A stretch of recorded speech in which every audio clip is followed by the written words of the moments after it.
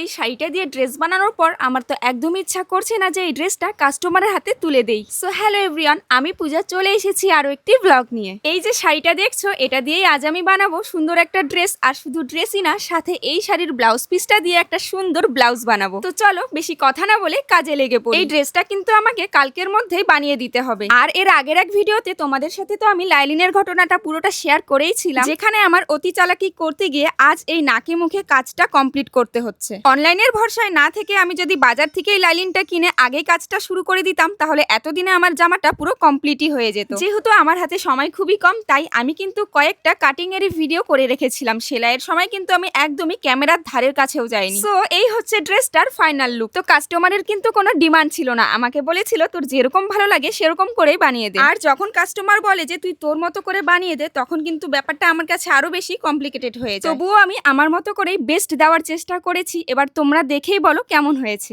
আর এই ড্রেসটা কিন্তু আমি আমার এই মিষ্টি বোনটার জন্য বানিয়েছি, তো তোমাদেরকে ভাবলাম একবার ওকে পরিয়েই দেখাই। সো ফাইনালি ড্রেসটার সাথে সাথে আমার হাতের এই ব্লাউজটাকেও কমপ্লিট করেছি। যদিও এটা এখনো পুরোপুরি কমপ্লিট হয়নি, হুক আর লটকন লাগানোটা বাকি আছে, ওটা লাগিয়ে ফেললেই কাম তামাম। তো যাই হোক, অনেক হয়েছে, আমি আর পারছি না, এবার আমাকে একটু রেস্ট নিতে হবে। তো আজকের জন্য এতটুকুই, দেখা হবে নেক্সট ব্লগে। Tata, bye bye.